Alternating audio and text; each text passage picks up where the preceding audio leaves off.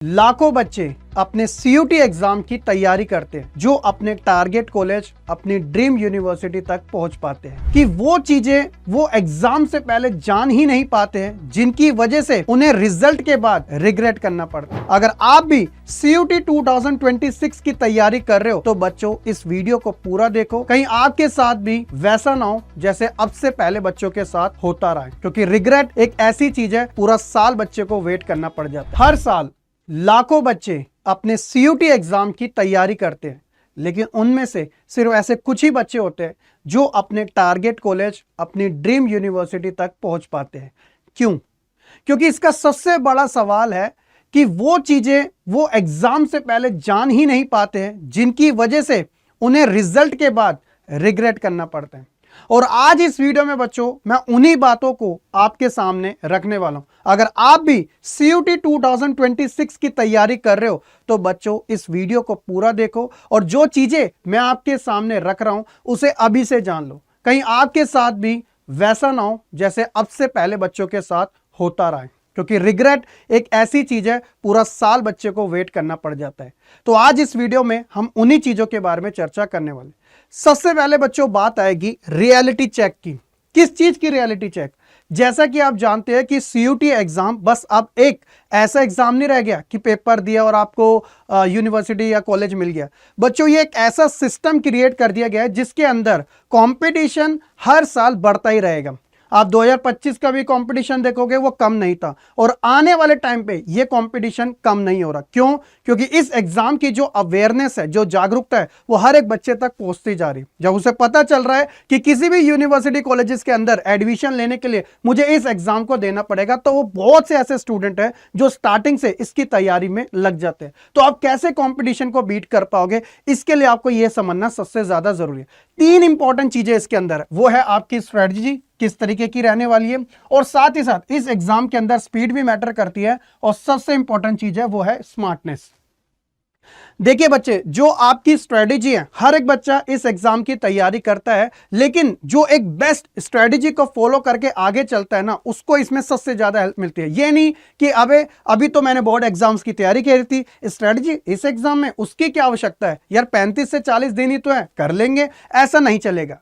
Speed भी सबसे ज्यादा मैटर करती है, क्योंकि ये exam totally multiple choice question based होता है और इसके अंदर सबसे बड़ी चीज होती है वो है नेगेटिव मार्किंग, और एक लिमिटेड टाइम दिया जाता है। 1 आवर आप मान के चल सकते हैं और आपको 50 के आसपास क्वेश्चंस करने पड़ते हैं। तो ऐसे टाइम में बच्चों आपको अपनी स्पीड और साथ ही साथ स्मार्टनेस, यानी कि कौन सा सेक्शन हार्ड लेवल का, मीडियम लेवल का और ईजी लेवल का है। जब बच्चों को ये तीनों चीजें पता ही नहीं रहती तो कहीं ना कहीं वो गलती करते हैं ऐसे एग्जाम्स के अंदर। लेकिन आपको इन चीजों से सबसे ज्यादा बचने की जरूरत है, और सबसे ज्यादा बच्चों एक ट्रेंड्स फॉलो हर साल होता रहा है, वो है कुछ बच्चों की मिस्टेक्स जो अपना माइंड बोर्ड्स के अकॉर्डिंग लेके चलते हैं, उनको ऐसे एग्जाम में मुंह की खानी पड़ती है। बच्चों हो सकता है कि आपको थोड़ा अजीब सा लगे, लेकिन ये रियलिटी है। किस चीज की मिस्टेक मेन है? 3 मिस्टेक्स। कौन कौन सी है? सबसे पहले बच्चा सिर्फ सिलेबस के ऊपर फोकस करता है, एग्जाम के पैटर्न को समझने में कहीं ना कहीं वो चूक कर देता है, क्योंकि आखिरी तक ये देखा जाता है कि बच्चे को उसके एग्जाम का पैटर्न क्लियर ही नहीं है कि उसे कौन से सब्जेक्ट या फिर कौन सी लैंग्वेज या फिर उसके लिए जीएटी जैसा सेक्शन इंपॉर्टेंस है भी या नहीं। वो पूरे साल इसी की तैयारी में लगा रहता है और आखिरी में जिस यूनिवर्सिटी या फिर कॉलेज को उन्हें टारगेट कर रखा है, क्या वो उसके क्राइटेरिया से मैच कर रहा है या फिर नहीं कर रहा है, उस एग्जाम का पैटर्न किस तरीके से वो लेके चल रहा है, कहीं वो आउट ऑफ तो नहीं जा रहा। ये सारी चीजें बच्चे हद से ज्यादा इस चीज में गलतियां करते हैं। इसलिए बी एक्यूरेट, जो चीजें हैं उन्हीं के ऊपर फोकस करना इस कंपटीशन वाले एग्जाम के अंदर आपके लिए सबसे ज्यादा जरूरत है। और सबसे बड़ी चीज बच्चों को ये जो चीज है ना सबसे ज्यादा फील होती है एग्जाम्स के बाद, कि देखो आप एग्जाम देने एक बार जाओगे, आप एग्जाम देने 1 टाइम जाओगे, लेकिन अगर उस 1 टाइम एग्जाम की आपने प्रैक्टिस बहुत बार कर रखी होगी ना, तो ये एग्जाम आपसे ज्यादा गलत नहीं होगा। और उसकी प्रैक्टिस मॉक टेस्ट है।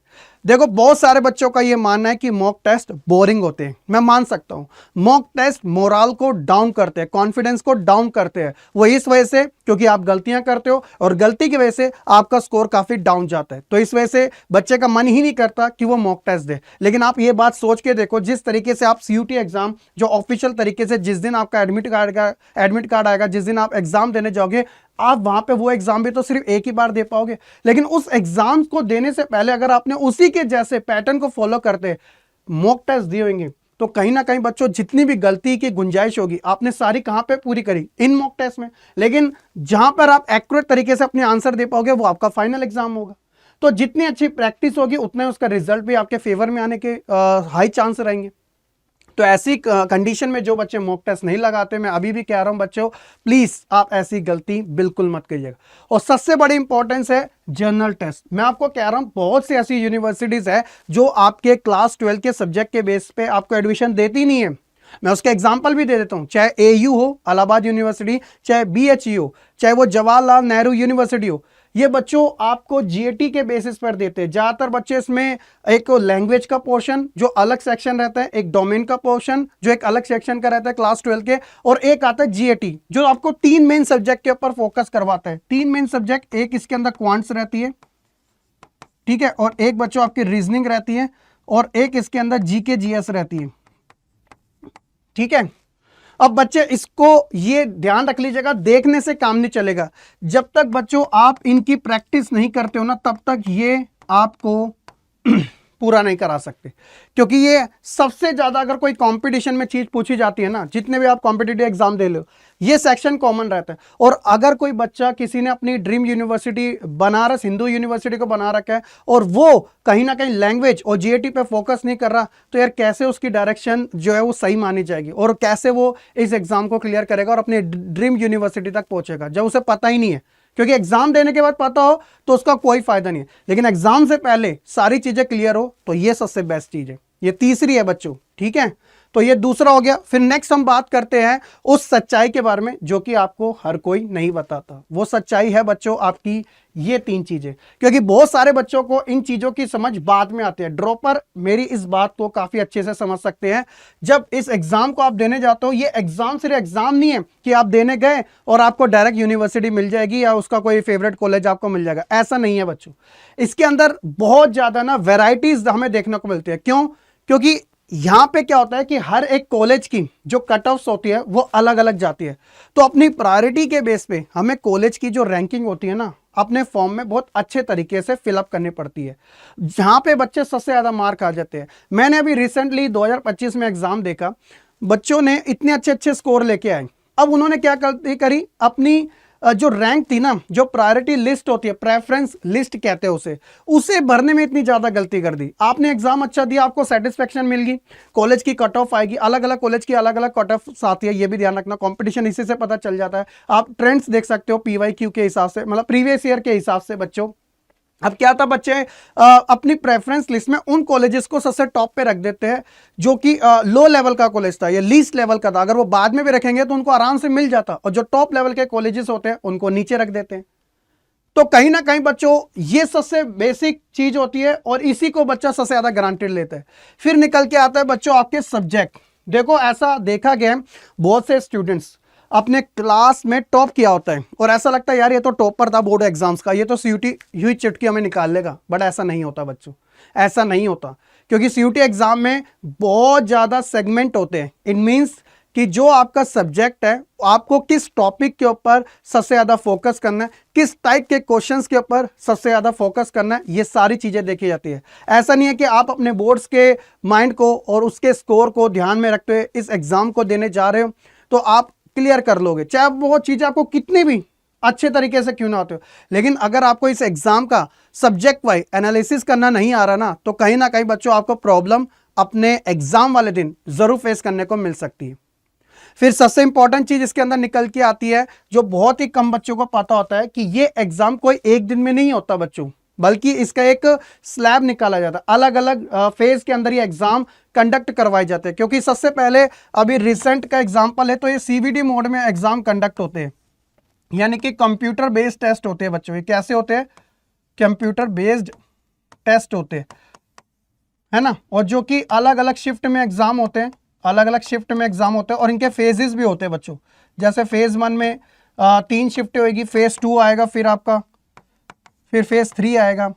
और ये देखा जाता है कि कौन सी शिफ्ट में जो एग्जाम है कितना इजी लेवल का आया था, कितने हार्ड लेवल का आया था, और इसके बेसिस पे बच्चों अप्लाई होता है यहाँ पे नॉर्मलाइजेशन। और नॉर्मलाइजेशन में ये होता है कि बहुत से ऐसे स्टूडेंट्स होते हैं जिनके स्कोर बढ़ जाते हैं और उनके स्कोर घट भी जाते हैं, डिपेंड्स ऑन कि एग्जाम का लेवल कैसा था। एक उदाहरण के तौर पे अगर किसी बच्चे के शिफ्ट में पेपर हार्ड लाया था तो ऐसे में हाई चांसेस रहते हैं कि उसके स्कोर बढ़ जाएंगे, और किसी का बहुत इजी आया था तो हाई चांसेस रहते हैं उसके स्कोर गिर जाएंगे। और ये गिरना बढ़ने की वजह से बच्चे ओवरऑल जो इम्पैक्ट पड़ता है वो कॉलेज की कट ऑफ के ऊपर पड़ता है। जो ओवरऑल बच्चे के स्कोर आते हैं वो इंक्रीज और डिक्रीज दोनों हो जाते हैं, तो ऐसे में कट ऑफ देखी जाती है कि कैसी जा रही है।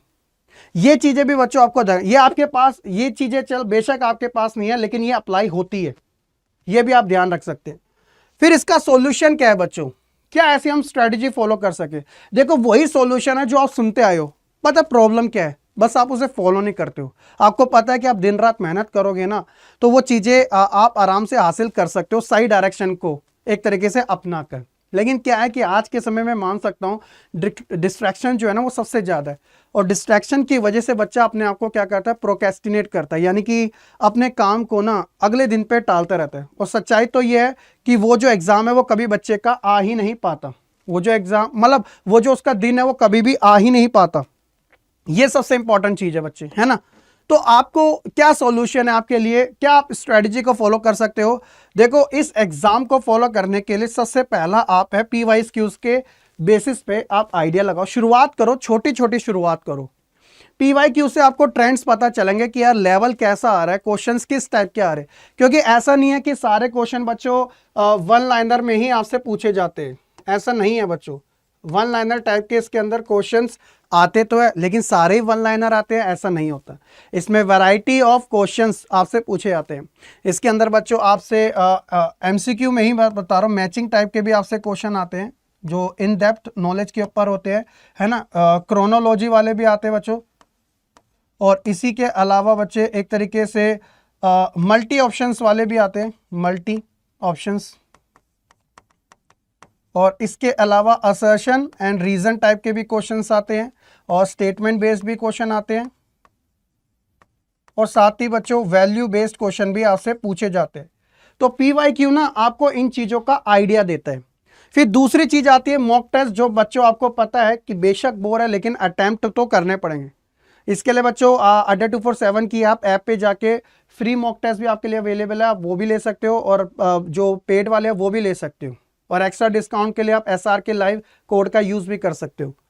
फिर तीसरी चीज आती है स्पीड और एक्यूरेसी। जैसे कि मैंने आपको बताया कि इस एग्जाम्स के अंदर क्या होता है, स्पीड एंड एक्यूरेसी देखी जाती है, यानी कि आपके पास एक सब्जेक्ट के लिए मैं 2025 के अकॉर्डिंग बता रहा हूं कि जैसे एक सब्जेक्ट को करने के लिए आपके पास 60 मिनट्स होते हैं, 60 मिनट्स में आपको वो पूरा करना पड़ता है, और कितने क्वेश्चन होते हैं, 50, और इन 50 में से भी बच्चों आपके लिए माइनस मार्किंग भी रहती है, यानी अगर आप 4 क्वेश्चन गलत करोगे तो आपका 1 नंबर कट हो जाएगा, 0.25 की नेगेटिव मार्किंग। तो ऐसे में एक्यूरेसी भी रखनी है सही तरीके से, और स्पीड को भी मेंटेन करके करना होता है।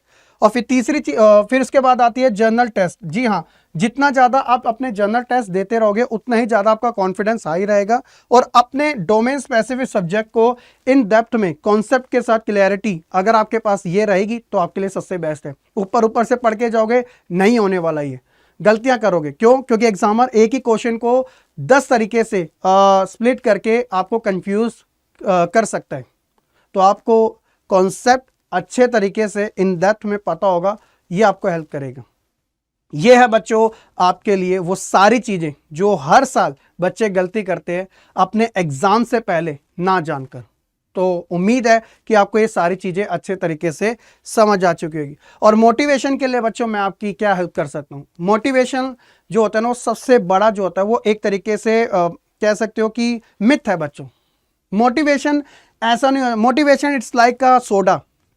सोडा आपने देखा है ना कि सोडे के अंदर क्या होता है कि जैसे हम डालते हैं तो वो एक तरीके से उभर कर आता है। तो मोटिवेशन भी ना बिल्कुल ऐसी चीज़ है कि आज ही मैं सब कुछ खत्म कर दूंगा, फिर क्या होगा, नेक्स्ट 2-3 या आफ्टर वीक या after a month back to again normal life.